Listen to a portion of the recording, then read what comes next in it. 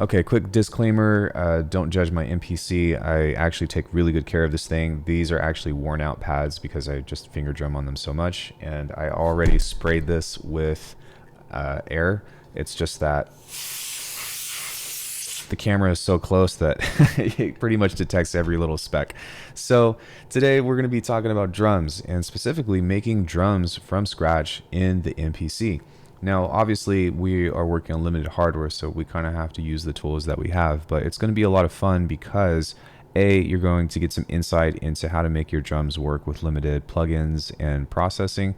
B, if you have an MPC, like there's nobody else covering this stuff. I know that Av McCree talked about like kind of the features of this plugin and whatnot, but I'm not here to teach you that. I'm here to show you how to get like some really big sounding stuff. So with that out of the way, if you like the video, then do me a favor and like the video and subscribe to the channel because we do a lot of things with heavy sound design, and yeah, it'll be dope.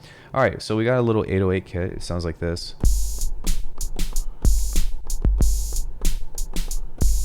It's pretty cool. It doesn't really sound all that interesting, but what we're going to do is go ahead and use all of these features here, and I'm going to try to keep up in case if you can't see the screen that well with the plugin over here on the right. We'll kind of scroll through everything, and arguably I could do this a lot quicker within this in itself, but I want to use the hardware because there is definitely a feel to this, and I want you to kind of be able to like have an insight into the intuition that I'm using whenever I'm building drums in this way. So we're going to be using pretty much all the effects on almost all of these. I don't think that I'm going to do processing on the percussion, and maybe we'll skip the ride just for the sake of efficiency, but I'll cover about 5 of these. So that way we can kind of like get a good feel for the main elements, and then the other stuff kind of applies in the same manner. So let's go ahead and start with the kick. I am going to just use the 808 kit, which is okay. Let's go ahead and get into tuning this. I'm going to use these Q things right here and these knobs to kind of figure out what it is that I want to do. So maybe we can go ahead and start with a nice easy kick that's at like F or so, maybe around 44 Hertz. Sounds pretty good. Let's go ahead and turn the hold up ever so slightly. This is how long it's going to hold the sound for. Then we're going to turn the decay down and turn the sweep up so it's a little bit more punchy. If you turn the decay all the way up, it becomes more like 808-ish of like an actual bass, which is okay if you got good speakers, but if you don't, then you won't even be able to hear that on your phone or something. So now we're going to go ahead and go to these guys and turn on the harmonic and turn the click up just a bit, turn the noise up a bit, and then we're going to play with the color here. Yeah, not so bad. Now on big speakers, I've got some pretty nice speakers. These don't actually sound too bad, but they sound relatively weak whenever I'm designing this stuff on just the speaker on the external, and I like to use this a lot. That's actually why I upgraded from the MPC-1. Not that you need it, but I just love the ability to be like, yo, I don't need headphones. I could just take this with me and make stuff on the fly or whatever, and be on the plane and annoy people while I tune a snare. It's great. I'm just kidding. I've never done that, but I wouldn't be opposed to it. So these effects here that we have next are going to be pretty standard throughout. We've got a distortion, then we have we've got a transient shaper, then distortion, then EQ, then compression. And really what we want to do is utilize all of these to try to create a very similar kind of aspect. So I'm going to blow through these effects and really just like talk about what I'm going for as I move through, and because we have external processing outside of that, but yeah, just a little bit of foreshadowing. So I don't really need a whole lot more attack on this. I think that it's already pretty punchy, but we do want to make sure that this is turned on. We're going to give this just a little bit, let's say like, I don't know, 5%. At some point it just becomes kind of bland. So we're going to do that, and then we're going to pull the sustain back just a tad.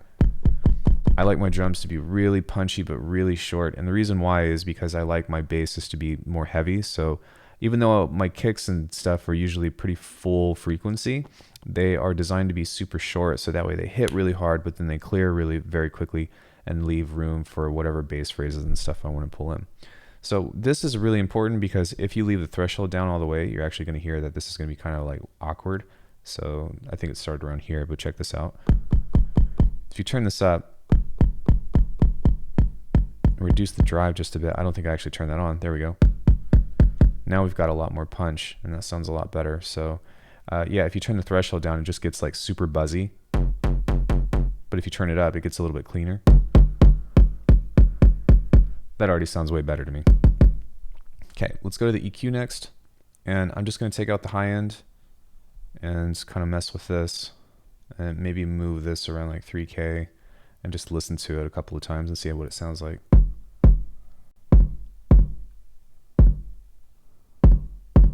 Yeah, that's already knocking pretty nicely. Let's turn the compressor on, and now we are going to reduce the ratio, increase the attack. This is actually going to be a better transient shaper than the transient shaper itself. It just works nicely.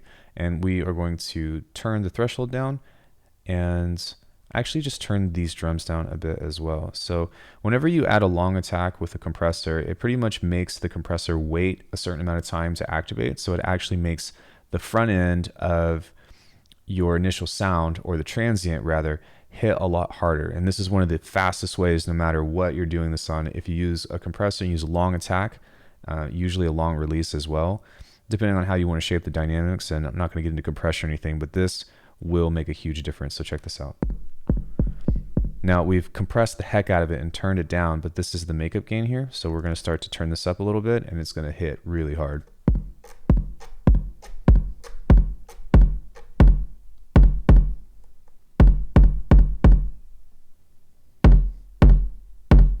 I mean, I don't know if you can hear that externally through the microphone, but that's a pretty hard hitting kick.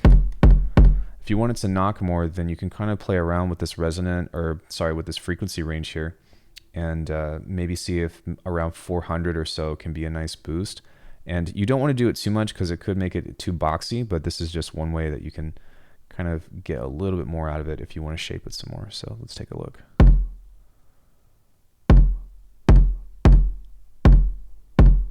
You can even try reducing it.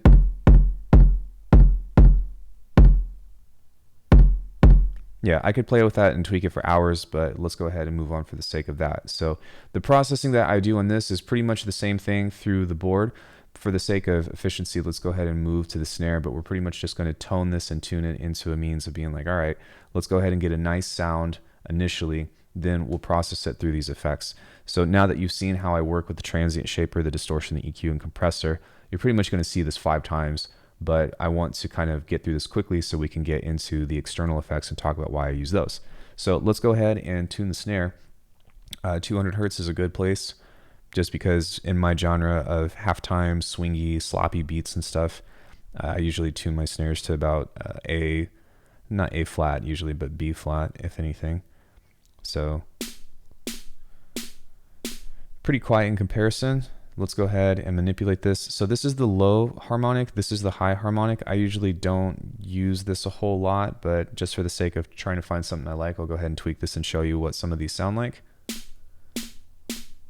Let's go ahead and turn the noise up a bit and mess with the noise color. The noise color is the brightness of the noise. So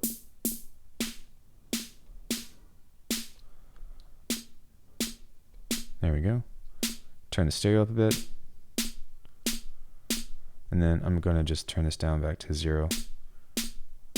There we go. So now that we've got everything active, let's go ahead and pretty much do the same thing. A little bit of this, a little less transient, or a little less sustain.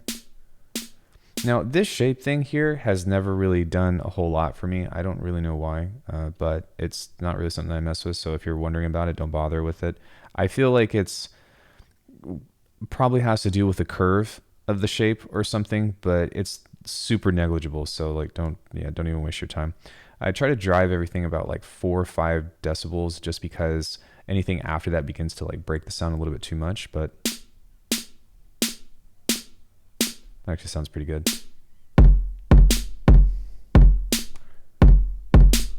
I'm actually going to go back to that kick really quick and try to see if I can turn the sustain down a little bit more. The problem with the compressor on this is that there's no release time.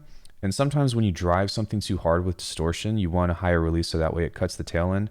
But this might be a small compensation. And I guess like since you can't rearrange the order of these effects, that kind of stinks too. But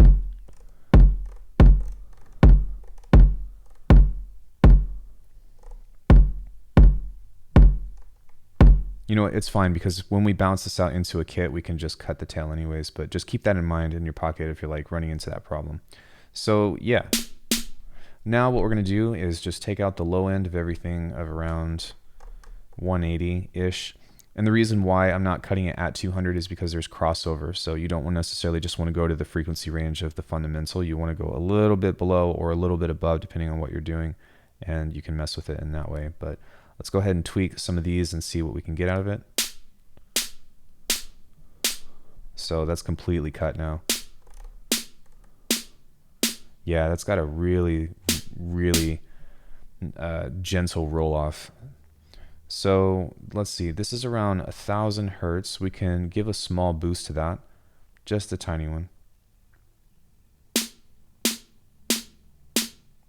In fact, what I'm going to do is, I think that these are bell curves and the other ones are either shells or just completely roll offs. So I'm actually going to boost on the low mid here, and then I'm going to go to the 3K region here and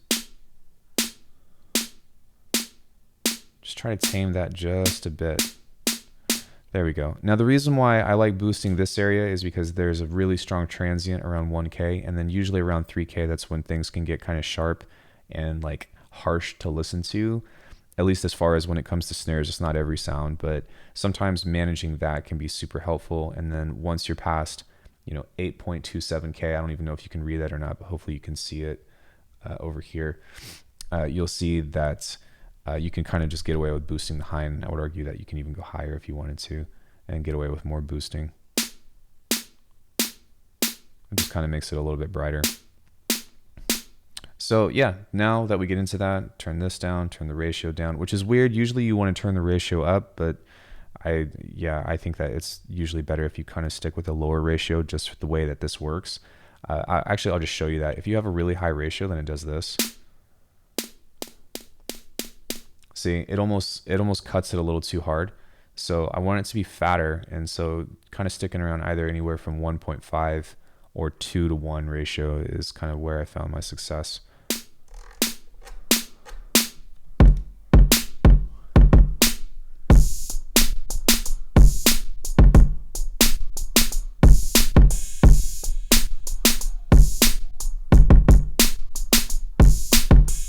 How about that?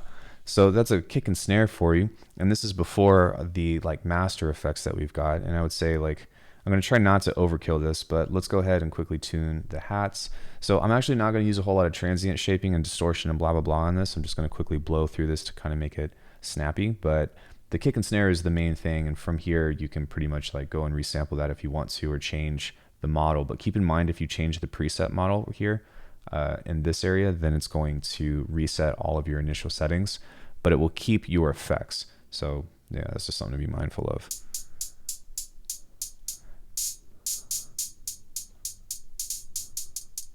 Very short, lots of stereo. It's going to shape the high just a bit.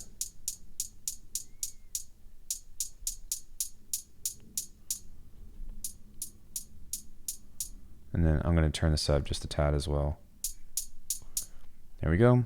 I'm just going to skip straight to the distortion. I don't feel the need to shape that at all. And we're just going to gently give this a little bit of boost. I don't know what kind of distortion this is. I guess it doesn't really matter anyways, but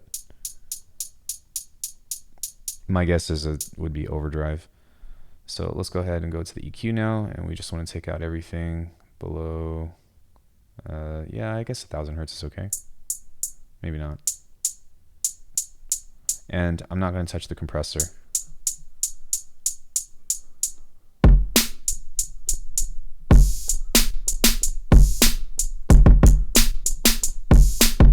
Yeah, that's already pretty darn strong, if anything. And then the thing to keep in mind too is that even though we're designing these drums, you want to be mindful that and remember that you're building a kit. So if you make your kick too strong, you might want to come back to this, because I was just thinking about this and listening to it, and you might want to back off of some of the elements to try to make this fit a little bit better. So maybe pulling off the sweep.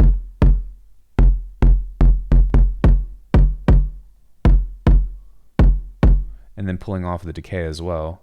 Sorry, that's the hold.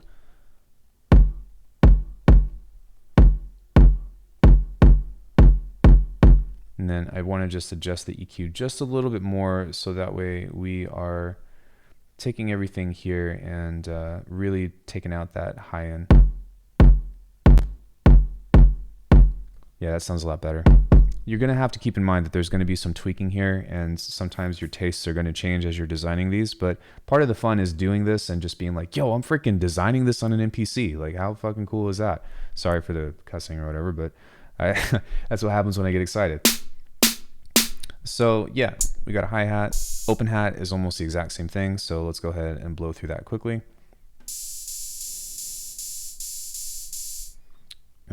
I don't want that to be so long, just kind of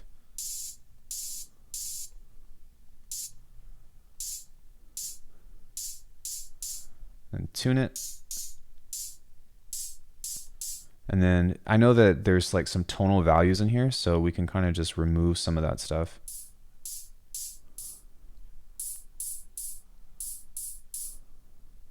And kind of tweak it, I guess.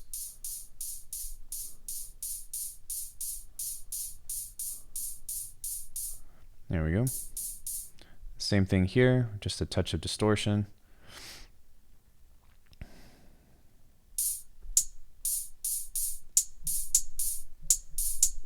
And then let's go ahead and go to the EQ. I'm pretty gentle when it comes to making hats, just because I don't really feel like it needs much because it's just white noise anyways. So the softer it is, then usually the better. And it's a nice contrast between these really hard-hitting drums, right? This is turned down -8. I don't know why, but let's go ahead and bring that back up. I'm not worried about like gain staging this and leveling this right now. It's just a matter of having consistency. Once this is all printed out and everything is the same volume and I get this to an actual kit, because I don't use this in MIDI, I go and then I chop that into a single thing and then distribute it across the pads, and that makes things a lot easier. But yeah, so that's pretty much your main stuff. You could arguably get away with just, right, and you'd be like, all right, dope, we can move on. But for the sake of being thorough, let's go ahead and talk about the clap, because the clap has one unique feature that is only unique to pad 5, which I don't understand, but it's a bug. I hope they fix it at some point, but check this out. I actually really like the clap engine in here. You can make it nice and sloppy, which I would still layer with some kind of Foley if you're going for kind of like that just gnarly halftime like schlop, I guess would be the way to say that. But this count feature right here and the speed is really awesome. So I love that. Let's go ahead and tune it. Turn the room down. Turn the stereo up.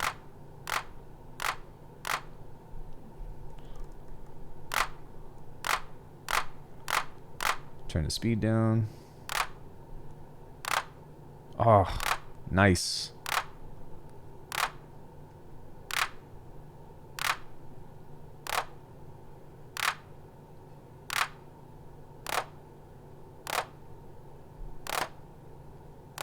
Super sloppy. Now, if you don't know about hats claps in general, they're really just a bunch of white noise transients that are playing in succession that have some kind of bandpass filter. So even though it sounds like, well, to me it sounds like, you know, it could be realistic-ish clapping, it's a very easy way to kind of emulate that. And you could check out my drum masterclass on Faceplant if you want to know how to like really take your drums to the next level with all the bells and whistles and stuff. So yeah, same kind of thing. We're gonna give it just a little bit of transient on here. Make sure that's turned on. Turn the sustain down. Then we're gonna turn the clap up. Sorry, turn the distortion up all the way. And then threshold up. Drive down. Sorry, my voice is cracking.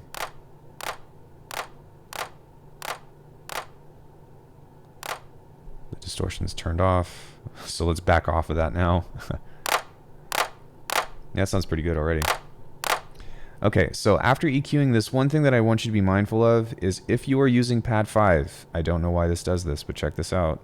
These both move at the same time, and if, like, just for demonstration, if you create a clap on, say, like the tom layer, because you can interchange these between any of them, and go clap, go noise, blah blah blah, whatever. Let's just skip here. Look, you can have different settings on this, so why is that only there? It doesn't really matter. for this particular use case because the compression that we add to this anyways is okay. But it's just kind of strange that that does that, and these are both based off of ratios as opposed to time. I don't know if that was intentional or what, but it's kind of odd. It's just like, all right, well, whatever. So let's go ahead and compress it. It's pretty nice. Let's go ahead and remove some of that low end.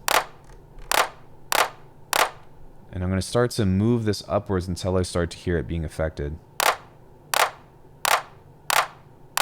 There we go. Now we're going to take that 3K area like I talked about on the snare and kind of just dip that just a tad.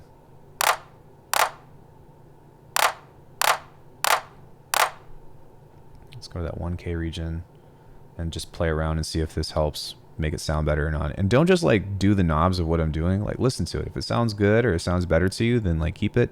If it doesn't sound better to you, then don't do what I'm doing. See, like this is too resonant for me now, so maybe same thing here.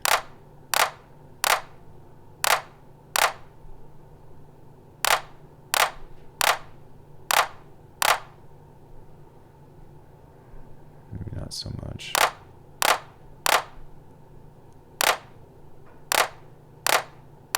There we go. So now we've got kick, snare, hat, open, and clap. Now from this, with the percussion and all that other stuff, like you can keep going and keep doing the same thing, but I think that you can get the point. But the last stuff that I want to talk about very quickly is how to get some extra oomph. Now, this multi-synth plugin actually has reverb built into it that you can do sends.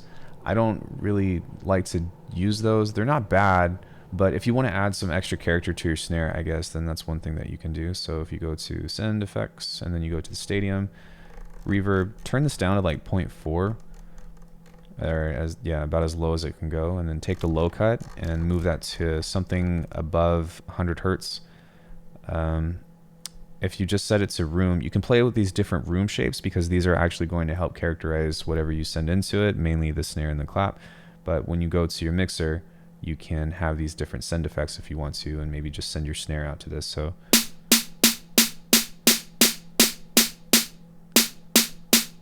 that's one thing that you can do even with your clap. Sometimes that might be a good idea. Oops. I don't remember what that was set at, but now let's go over here, and I guess I gotta move this over. So yeah, that's okay. All right, it's a little too much on there. Yeah, I really just want kind of like a little tiny hint of extra space.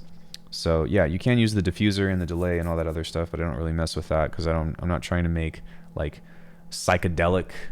You can see it in my nose. Psychedelic sounds. I'm more so concerned with trying to create like a sick, nice and tight reverb. So let's go into this guy and flip over to the high-low frequency, and we're gonna do the same thing where we turn this down to say like 140 or so, and then we want to do the exact same thing. We're gonna turn the room size down very small, like 5, just tiny, just make it tiny and then mess with it. Then we're gonna set this to like 0.4.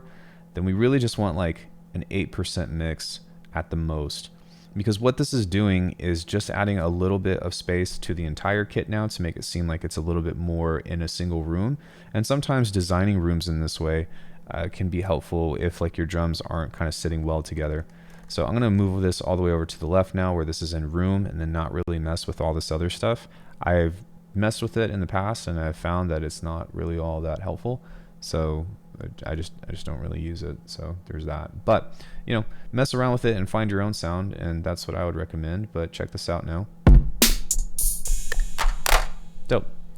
Next piece of this is compression. Yay. This is one way to control the tail end like I was talking about. You know, we got that really long kick or whatever, but what we want to do is crank this up pretty much all the way to like hell, and then we're going to turn the release up as well.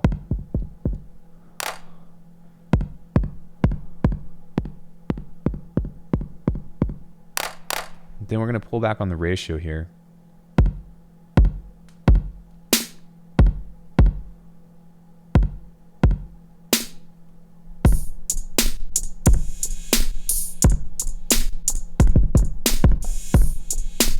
Nice. So this is one way to control all of that distortion and stuff that we applied. It's not always the most, like, it's not always the best or whatever, but it is a really good way that we can kind of manipulate this stuff. I'm going to move this over here. Hopefully you can still see it. So that way you are taking a look at what I'm doing, but pretty much just messing with a low threshold and kind of listening to the sound in that way can be super helpful. This is not good if you're trying to play this as a kit, because listen to the kick, really big kick, and then it cuts out. So remember that I'm using this as a means to resample this in the future, but you know, if you want this to be a little bit more controllable, then just turn the attack down a little bit.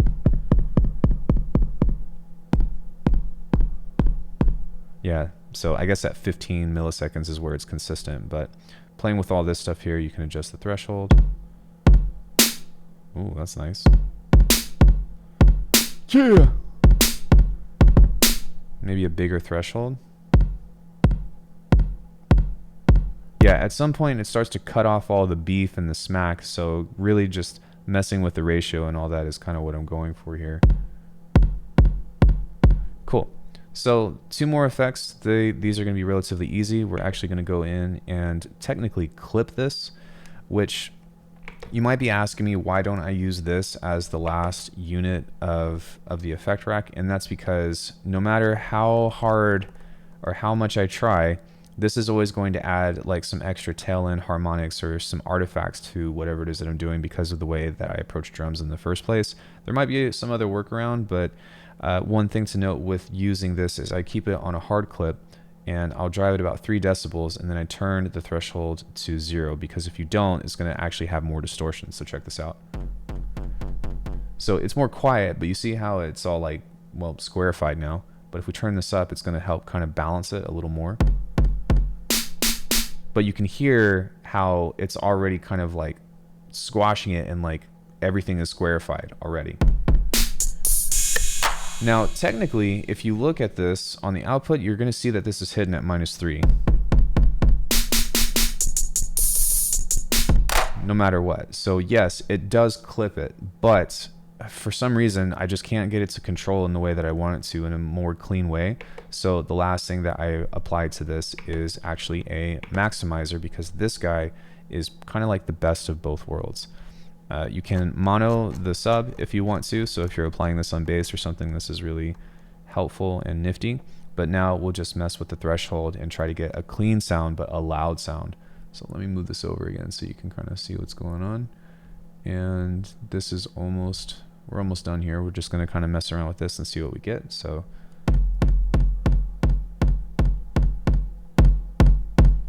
now we have a clean sound again.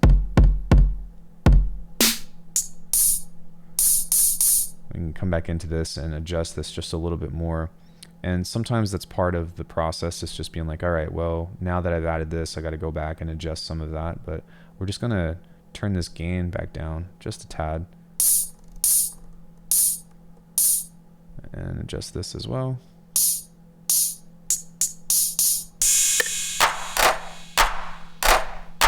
Ah, that actually worked out. I didn't even do anything to the claps. You could arguably pull all of the tail end of all these drums out and just do the processing that I showed you here, but I like to show you both so that way you know what to do if you need a little bit more or if you just want to try to stay within the drum synth on its own. So now that we've got a nice little kit,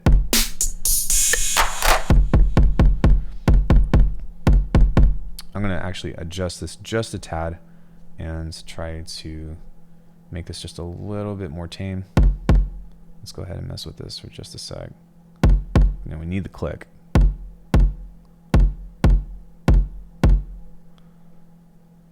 Mess with this and see if we can get.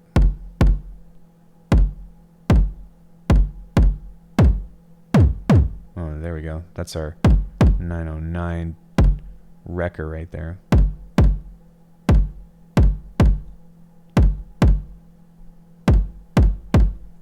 It's a little bit better, but now I want to adjust this again and start to roll this off so that way I can have just a darker.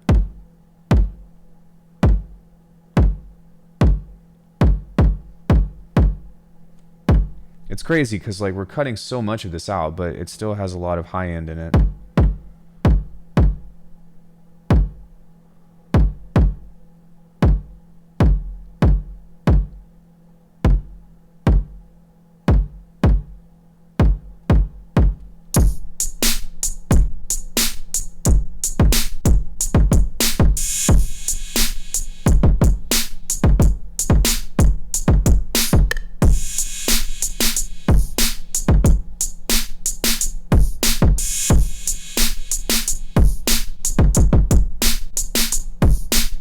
Sick.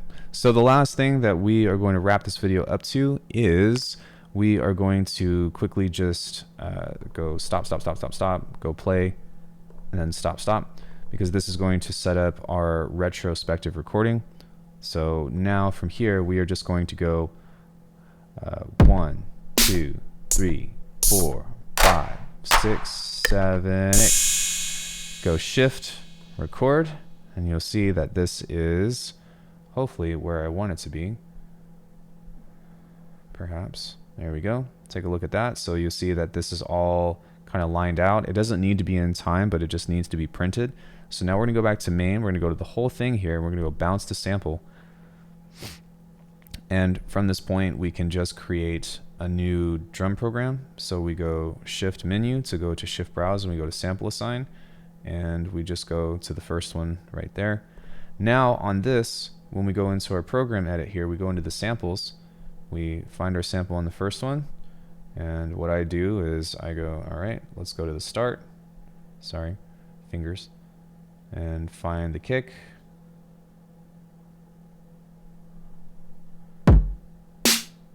Sorry. Go like that, and we've got our kick. It sounds a little bit different, I think, because the starting point. There we go. But I like this because you can see how squarified our stuff is now, and those are some nice shapes. These are the types of shapes that I like to make within my drums anyways. So we've got our kick. You go into this, do the same thing. You go into your snare, pretty much drag your snare. If you want to make it late, then you can do that as well. I actually like to make my snares a little bit early, but then we do the same thing over here. And the reason why I do it this way is because once you have this, you can just save the preset of the multi-drum synth kick and stuff. And you can, well, there's a lot more that you can do with it. You can go kick, snare, right? Let's say on this snare though, you actually wanted to have multiple things. Well, you can actually use the same layer in layer 2 and go like this and clap somewhere around here. There we go. And add this as a clap if you wanted to. So now not only do we have the snare over it, but we also have a clap. And so if I am going to use this, maybe I want to delay this just a little bit so that way the snare hits a little bit later. So ooh.